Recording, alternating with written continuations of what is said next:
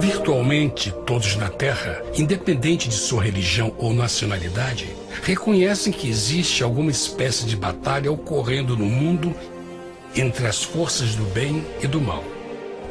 Uma luta colossal entre a luz e as trevas, a verdade e o erro, a opressão e a liberdade, o bom e o mal, e finalmente, a vida e a morte.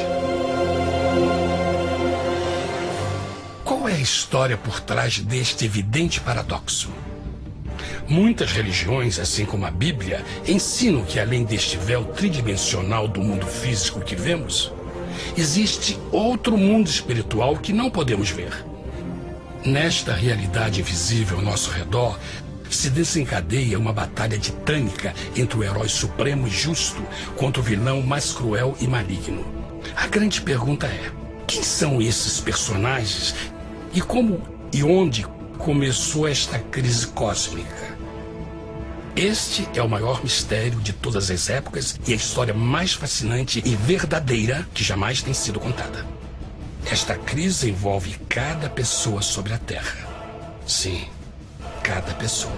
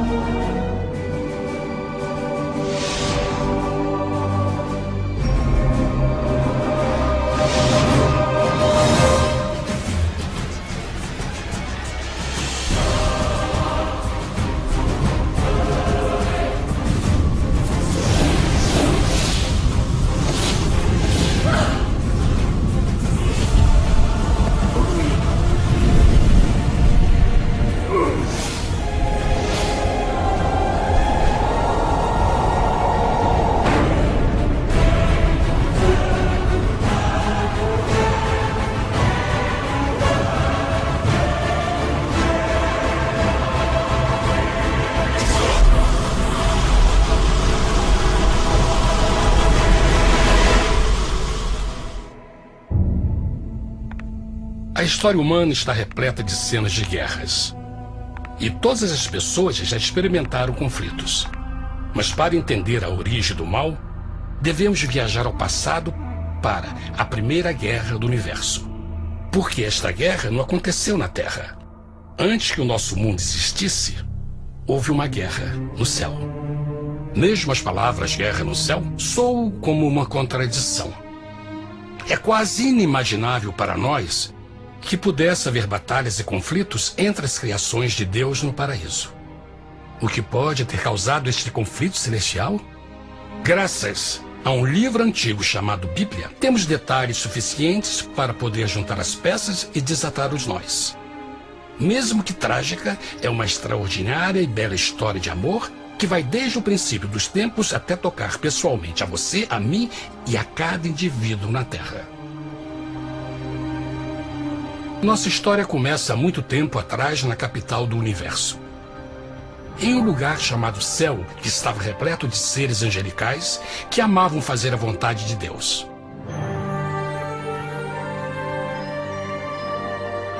Sob o justo e amoroso governo do Criador, todo o céu desfrutava uma existência de felicidade e perfeita paz. O príncipe supremo do paraíso e comandante dos anjos era o poderoso e amoroso Filho de Deus, mais conhecido com o nome que adotou quando veio à Terra, Jesus. Ele tinha o mesmo propósito e pensamento com Deus, o Pai. O céu, sob o comando compassivo do Pai, Filho e Espírito Santo, provou ser um maravilhoso lugar de paz e alegria. Para realizar as ordens de Deus, a Trindade estava rodeada de um oceano virtual de inumeráveis espíritos ministradores chamados serafins e querubins, mais conhecidos como anjos. Essas poderosas e inteligentes criaturas descobriram que a felicidade estava em cumprir as ordens do Todo-Poderoso. Mas Deus criou um extraordinário anjo para atuar como líder de toda a multidão celestial. A Bíblia nos diz que seu nome era Lúcifer, que significa portador da luz. Este querubim foi o maior ser criado por Deus e assumia a posição mais próxima do trono de Deus, estando diretamente sob a autoridade de Jesus. A tarefa de Lúcifer era difundir a luz e o conhecimento da vontade de Deus a todos os outros anjos. Lúcifer foi o mais esplêndido ser criado por Deus. Era extremamente bonito e dotado de enormes poderes de liderança e organização. Entre os anjos, ele foi muito admirado, respeitado e amado como amigo. Mesmo assim, Deus previu o mal que Lúcifer estava a ponto de introduzir no reino da luz. Cheio de sabedoria e formosura, de todas as pedras preciosas te cobrias. Tu eras o querubim, ungido para cobrir, e te estabeleci. No monte santo de Deus estavas. No meio das pedras afogueadas andavas. Perfeito eras nos teus caminhos, desde o dia em que foste criado, até que se achou iniquidade em ti. Quando Lúcifer percebeu a sua beleza e poder, seu coração pouco a pouco começou a mudar. Permitiu que seu enfoque se afastasse de Deus e direcionou seu amor para si mesmo. Talvez nunca saberemos completamente como e porquê estas sementes de rebelião germinaram em seu coração. Mas o profeta Isaías nos dá uma visão do pensamento de Lúcifer. Como caíste desde o céu, ó estrela da manhã, filha da alva! Como foste cortado por terra, tu que debilitavas as nações! E tu dizias no teu coração: eu subirei ao céu, acima das estrelas de Deus exaltarei o meu trono. Subirei sobre as alturas das nuvens, e serei semelhante ao Altíssimo. Lúcifer, aos poucos, começou a cobiçar o poder de Deus, mas não sua personalidade. Ao pensar em suas próprias habilidades e belezas extraordinárias, os perversos tentáculos do orgulho e vaidade congelaram sua mente. Este ressentimento e inveja fizeram com que ele violasse a lei sagrada de Deus e se rebelasse contra seu governo. Precisamos fazer uma pausa e esclarecer algo. Desde o princípio, Deus ordenou que as leis da física governassem o mundo material em que vivemos. Sem essas leis naturais, o universo seria um caos. Do mesmo modo, as leis morais de Deus sempre têm dado segurança e estabilidade ao cosmos. Alguns pensam que os 10 mandamentos não existiram, até que o Senhor os entregou a Moisés no Monte Sinai. Mas as Escrituras nos ensinam que os princípios das leis de Deus sempre existiram por toda a eternidade, pois são a base fundamental de seu reino de amor. Seguros todos os seus mandamentos, permanecem firmes para todo sempre, e são feitos em verdade e retidão. Os 10 mandamentos são um resumo das características de um Deus de amor. Os primeiros 4 mandamentos descrevem quem é Deus, seu poder, seu território e autoridade. Os últimos 6 descrevem como é Deus, sua honestidade, sua pureza, sua fé. Todas estas coisas sempre foram verdade e sempre serão verdade. Agora, pela primeira vez na história da eternidade, Lúcifer começou a violar estes princípios perfeitos. Lúcifer sabia que se fosse compartilhar o poder e status de Deus, necessitaria de apoio. E deu início ao trabalho. Começou sorrateiramente a circular entre os outros anjos, plantando sementes de dúvida e descontentamento a respeito da liderança de Deus, ao mesmo tempo em que, sutilmente, revelava suas próprias virtudes. Ele insinuou que Deus abusava de seu poder divino e suas leis restringiam a verdadeira liberdade e felicidade de suas criaturas. Com seu raciocínio audaz e poder de influência, Lúcifer pôde persuadir a um grande número de anjos a se unirem para seu motim. Talvez se perguntem, como tantos anjos inteligentes puderam seguir esse desertor? Bom, lembrem que até esse ponto nenhum anjo tinha escutado uma mentira. E nesse primeiro estágio da rebelião, os anjos não perceberam a obsessão de Lúcifer em assumir a posição de Deus. Não sabiam que finalmente ele planejaria a tortura e o assassinato do Filho de Deus na cruz com a intenção de ocupar o seu trono. Estranhamente, Lúcifer pensou que poderia ocultar seus verdadeiros propósitos de Deus. Ai dos que querem esconder profundamente o seu propósito do Senhor e fazem as suas obras às escuras e dizem: quem nos vê e quem nos conhece? Não pense nem por um momento que a rebelião de Lúcifer surpreendeu Deus e o pegou desprevenido. O Senhor sabe de todas as coisas e os pensamentos de suas criaturas. Ele entendia exatamente o que estava se passando pela mente de Lúcifer. E piedosamente Deus advertiu o desgarrado anjo do perigo. Mas no final, o orgulho e a vaidade não permitiram que Lúcifer se arrependesse. Então, iniciou a rebelião total contra Deus em vez da humilde obediência.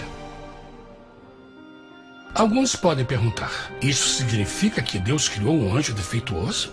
Não, mas ele criou Lúcifer com livre-arbítrio. Verão que o livre-arbítrio é uma coisa maravilhosa, mas também muito perigosa, incluindo o risco de uma rebelião e a possibilidade de que o amor de Deus seja rejeitado. Vejam que o amor real não pode vir de uma criatura pré-programada e não pode ser forçado, deve ser voluntariamente dado. Por exemplo, mesmo que seja bonito este cachorro robô, na verdade, nunca poderá amar-me. Posso fazer que pareça que lhe ame, mas só estará seguindo instruções pré-programadas. Não tem opção. Por outro lado,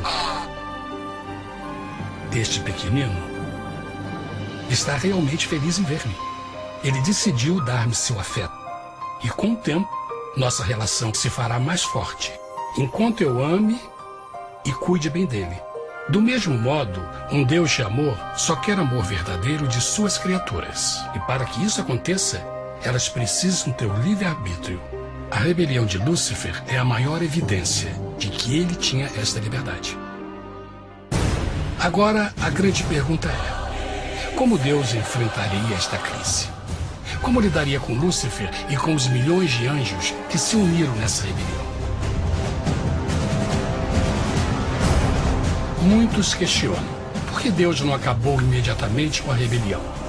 Afinal, ele poderia facilmente vaporizar Lúcifer com um raio. Mas isto teria solucionado o problema? Não, pelo contrário. Isso só teria intensificado as dúvidas e suspeitas que Lúcifer havia plantado na mente dos anjos. Lembrem que Lúcifer sabia, como ninguém mais, da engrenagem interna do governo de Deus. Sua destruição seria vista como parte de uma grande armação, e a razão que o motivou servir Deus teria sido o medo da represália e não o amor. O Senhor sabia, na sua sabedoria, que a melhor forma de enfrentar a crise era permitindo que tudo seguisse o seu curso. Esta seria a única forma de se assegurar que o mal não se ergueria outra vez. Deixai crescer ambos juntos até a ceifa. E por ocasião da ceifa, direi aos ceifeiros: colhei primeiro o joio, e atai-o em molhos para o queimar. Mas o trigo, ajuntai-o no meu celeiro. Na parábola do joio e do trigo, Jesus descreve que um tempo de crescimento é necessário para que uma planta revele sua verdadeira natureza. No seu entendimento infinito, Deus sabia que com o tempo, o caráter real de Lúcifer seria exposto e que os amargos frutos de sua rebelião seriam vistos. Até agora, os cidadãos do universo não estavam familiarizados com o pecado e até onde os levaria. Mas isso mudaria quando eles vissem por si mesmos sua terrível natureza autodestrutiva.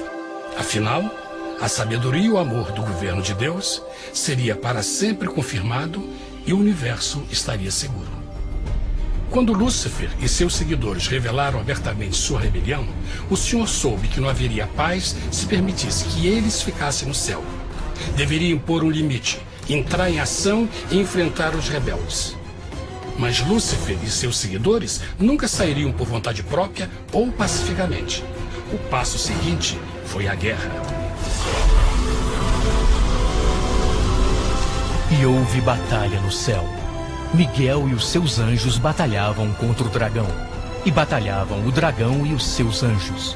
Mas não prevaleceram, nem mais o seu lugar se achou nos céus.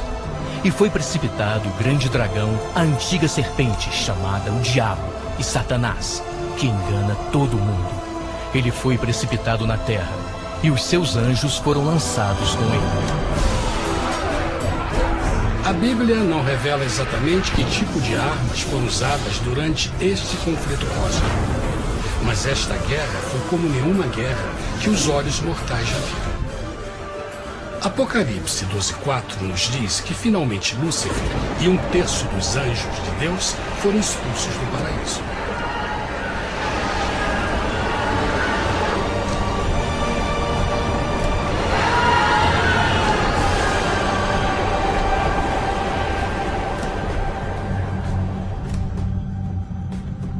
Mas e agora?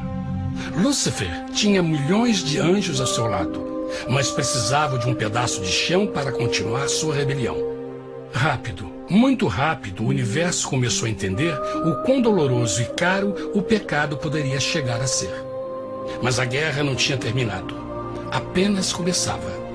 Lúcifer, o portador da luz, agora virou Satanás, o adversário.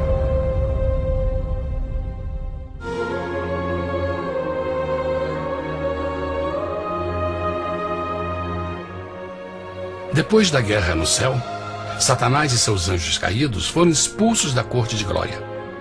Por um tempo, o diabo e seus demônios vagaram pelo universo buscando inutilmente mundos que se compadeceram e se uniram à sua rebelião. Enquanto isto, o coração de Deus sentia intensamente o vazio que deixou a perda de Lúcifer e seus anjos. Então o Pai, o Filho e o Espírito Santo retomaram seu trabalho favorito, o maravilhoso trabalho da criação. Decidiram fazer um mundo novo, pleno, com muita variedade e diversas criaturas de amor. Este novo mundo seria único, porque as criaturas principais seriam feitas à imagem de Deus. Para eles, o Senhor também daria o domínio deste planeta novo, que conhecemos como Terra. No princípio, Deus criou a terra. E viu Deus tudo quanto tinha feito, e eis que era muito bom. Que imagem maravilhosa! Deus forma um novo mundo, nosso planeta, Terra. E em cada maravilhoso dia da criação, algo novo e espetacular começa a fazer parte da cena. Por exemplo, no terceiro dia, Deus falou e uma linda e exuberante vegetação fez parte da existência. Plantas de todas as cores, formas e tamanhos. No quinto dia, o mundo estava repleto de espantosas e exóticas criaturas, que podiam tanto se elevar aos céus como deslizar pelas águas azuis. E outras podiam fazer as duas coisas. No sexto dia, houve a introdução de um grande número de animais terrestres. Desde o gigante elefante até o pequeno esquilo, cada um encontrou um lugar nesse novo planeta para viver em harmonia com o resto da criação. E também no sexto dia, Deus criou o homem. E disse Deus: façamos o homem à nossa imagem, conforme a nossa semelhança. E formou o Senhor Deus o homem do pó da terra, e soprou em suas narinas o fôlego da vida, e o homem foi feito alma vivente. E plantou o Senhor Deus um jardim no Éden, do lado oriental, e pôs ali o homem que tinha formado.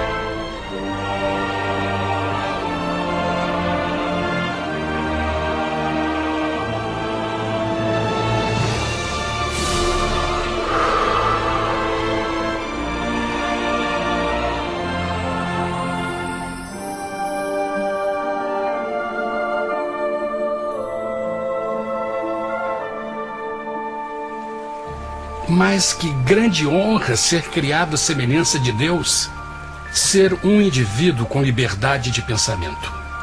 No princípio, o homem não percebia a sua nudez. Provavelmente porque antes do pecado ele estava vestido de glória e luz.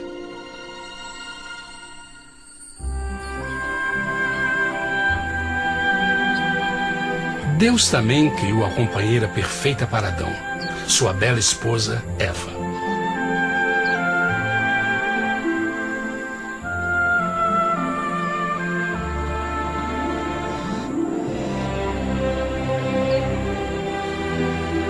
O feliz casal foi colocado em um magnífico jardim perfeitamente projetado para aumentar sua felicidade. Para Adão e Eva e as outras criaturas da terra, também foi dado o privilégio divino de procriar a sua própria imagem. A intenção de Deus foi que a raça humana tivesse domínio sobre este paraíso perfeito para sempre. Eternamente felizes e saudáveis, trabalhariam com a flora do jardim de Deus, enquanto desfrutariam o afeto e companhia de todas as criaturas sob seus cuidados. O ambiente que nossos primeiros antepassados experimentaram foi muito diferente do mundo de hoje. As rosas não tinham espinhos, os insetos não mordiam nem picavam, e os leões e as ovelhas brincavam juntos. Mas a grande bênção era os humanos viverem em perfeita harmonia com seu Criador. A cada 7 dias, Adão e Eva descansavam de seu prazeroso trabalho e gozavam de uma comunhão com a visita de seu Criador. Era um mundo esplêndido e maravilhoso.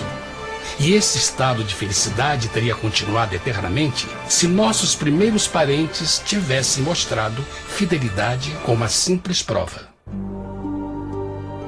Mas da árvore do conhecimento do bem e do mal, dela não comerás, porque no dia em que dela comeres, certamente morrerás. Visto que o adversário havia contaminado o universo com sua rebelião, o Senhor viu a necessidade de uma simples prova de amor e lealdade. Lembrem que os anjos bons acabaram de ver 1/3 de seus amigos serem expulsos do céu durante a guerra. Como estariam seguros de que esses novos humanos não se uniriam a Lúcifer e causariam problemas? Então o Senhor plantou uma árvore no jardim, uma árvore cujo fruto não deveria ser comido sob pena de morte. Ao passar por esta simples prova de obediência, Adão e Eva mostrariam a lealdade para com Deus e a fé em sua palavra. Ainda mais, era uma prova de amor. Por isso, Jesus disse em João 14, se me amais, guardais meus mandamentos. Mas alguém mais soube desta prova de fé e estava determinado a usá-la em seu favor. Satanás estava com inveja dos humanos que desfrutavam da bendita vida que ele perdeu. Sua feliz existência estava em total contraste com a sua, que agora estava cheia de culpa, pecado e miséria. Com ressentimento e raiva, não estava disposto a deixar o casal em paz, pois o pecado sempre buscará arrastar a outros consigo.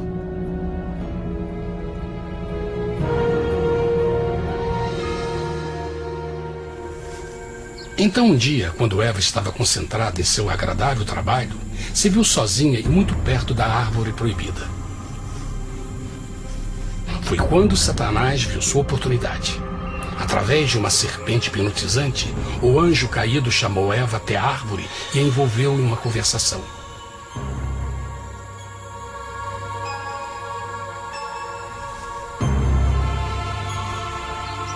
Suas palavras encantadoras foram cuidadosamente calculadas para gerar desconfiança a Deus.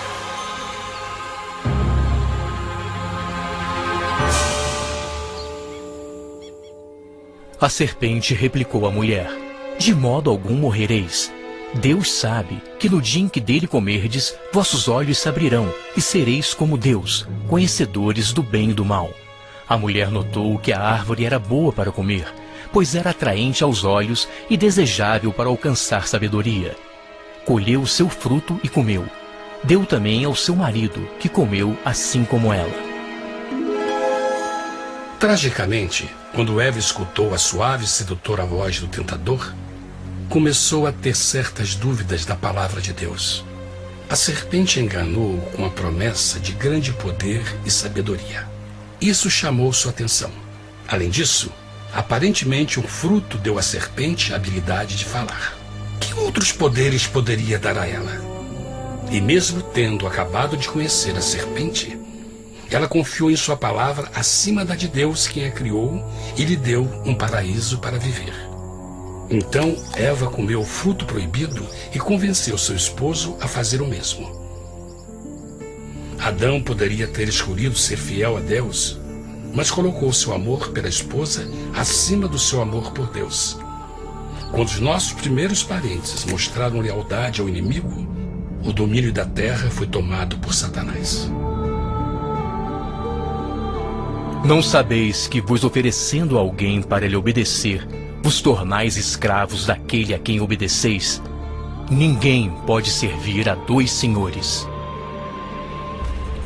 Este mundo agora seria o último campo de batalha entre o bem e o mal, e o coração de cada homem e mulher seria o prêmio.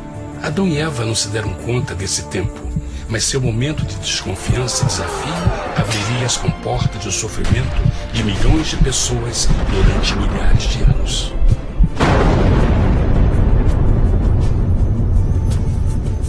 Portanto, como o pecado entrou no mundo por um homem, e por ele a morte, e assim a morte transmitiu-se a todos os homens naquele em quem todos pecaram. Nossos primeiros parentes logo enfrentaram o terrível resultado de seu pecado. Em estado santo, Adão e Eva resplandeciam com túnicas de glória. Depois de pecarem, suas túnicas naturais de luz se desfizeram e eles ficaram mortificados com a sensação de sua nudez. Vergonha e temor tomaram lugar de sua alegria e paz e trataram de cobrir sua nudez com folhas. Agora eles se encontravam sob constante influência do diabo. Ao ceder à tentação, debilitaram sua natureza. E Satanás ganhou poder sobre a humanidade. As pessoas não podiam resistir às tentações do diabo com sua própria força. Por último, e o mais aterrador, se encontravam vivendo sob a pena de morte iminente. Deus havia advertido que a desobediência traria a morte. Já tinha experimentado a morte espiritual. Quanto tempo passaria para sofrerem a morte física também? Nesse ponto, seu futuro não tinha nada mais que escuridão e desespero. Tendo expulsado o homem, colocou diante do jardim do Éden os querubins com o cintilar da espada flamejante, para guardar o caminho da árvore da vida.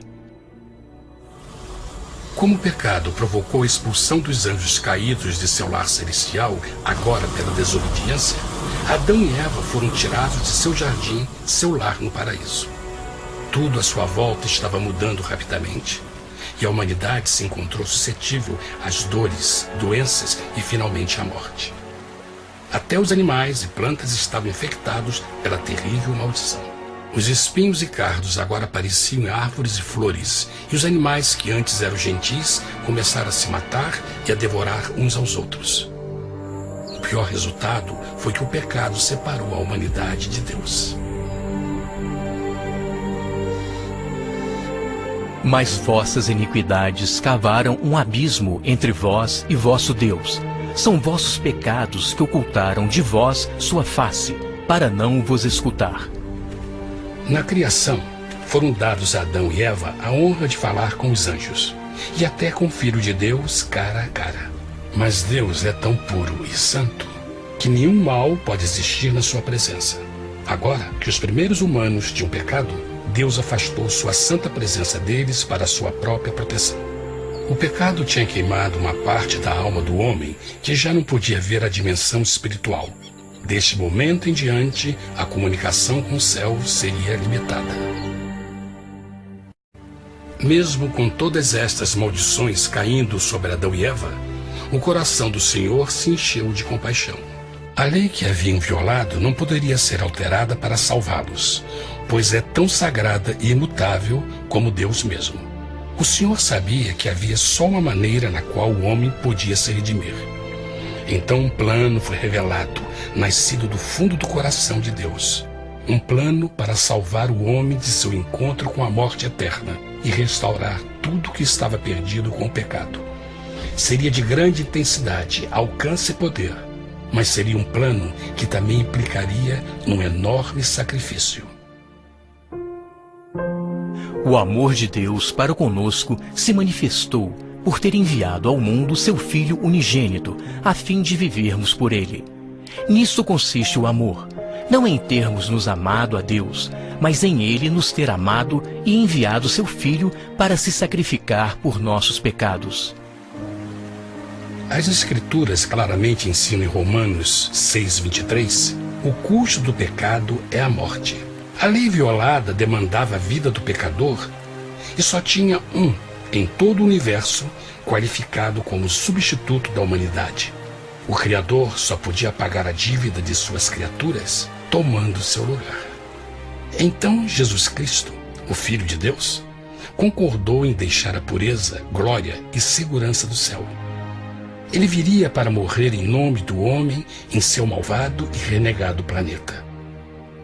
Ele nasceria como um inocente e indefeso bebê, suportaria uma vida de dor e vergonha e mesmo assim viveria uma perfeita e vitoriosa vida. Finalmente, ele teria uma morte humilhante para poder ser o substituto da humanidade caída. Por seu sacrifício, a humanidade incrivelmente receberia uma nova oportunidade de ter a vida eterna. Seu sangue seria o resgate para um mundo raptado por Satanás. Este maravilhoso plano de redenção foi graficamente ilustrado no sistema de sacrifício de animais ordenado por Deus depois da queda do homem. O Senhor tinha avisado Adão e Eva que iriam morrer no dia em que comessem do fruto proibido. E como que permaneceram vivos? A Bíblia nos diz que imediatamente depois do pecado, Deus providenciou roupas na forma de peles de animais. É bom notar que o Apocalipse se refere a Jesus Cristo como a ovelha que foi morta desde o princípio do mundo. Isso indica que uma ovelha foi sacrificada no mesmo dia para prevenir suas mortes imediatas. Pela fé, neste sacrifício, suas mortes foram simbolicamente transferidas deles para a criatura inocente. A ovelha certamente era a representação de Jesus. Assim, um raio de esperança foi dado em uma situação de escuridão e desespero. Através do arrependimento e a fé no sangue do Messias, qualquer humano poderia uma vez mais ser filho de Deus. Mas mesmo com este grande plano para a humanidade, Satanás ainda tinha o domínio da terra. E a vida na terra não estava fácil.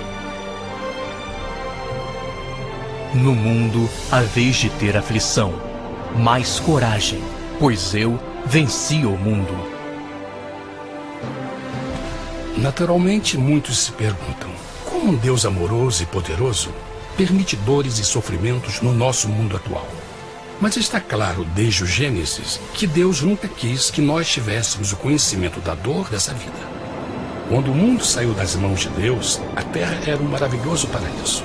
Foi o pecado de Adão e Eva que deu a Satanás o direito de assumir o controle deste planeta. Devido à sua trágica eleição, o diabo e seus súditos ganharam o poder de tentar e atormentar os humanos, introduzindo a doença, a dor e o sofrimento. Talvez fosse melhor perguntar, por que Satanás não tem o controle total da humanidade? A resposta é Jesus Cristo. Talvez já perceberam que a morte de Jesus na cruz deu a cada um de nós a oportunidade de sermos salvos, mas na verdade fez muito mais do que isso. Quando o Salvador ofereceu sua vida para redimir a terra, esse ato poria restrições ao controle de Satanás sobre a humanidade. Satanás não poderia forçar nossa vontade e seu poder de nos ferir seria limitado. O sacrifício de Cristo também nos trouxe um tempo de prova, durante o qual poderíamos ver a diferença entre o governo de Deus e o de Satanás, e então decidir a quem servir. Finalmente, pelo sacrifício que fez Jesus, o reino de Satanás chegará ao seu final, e um dia a terra será devolvida ao homem mais maravilhosa do que era no princípio. Mesmo Adão e Eva tendo começado suas vidas como exilados do paraíso, ainda tinham esperança. Deus providenciou peles de animais sacrificados para se cobrirem. Mas o mais importante, ele prometeu o sangue do Cordeiro de Deus para pagar por seu pecado, se aceitassem Cristo e se arrependessem. Uma grande pergunta permanece. As pessoas aceitaria o grande presente de Deus?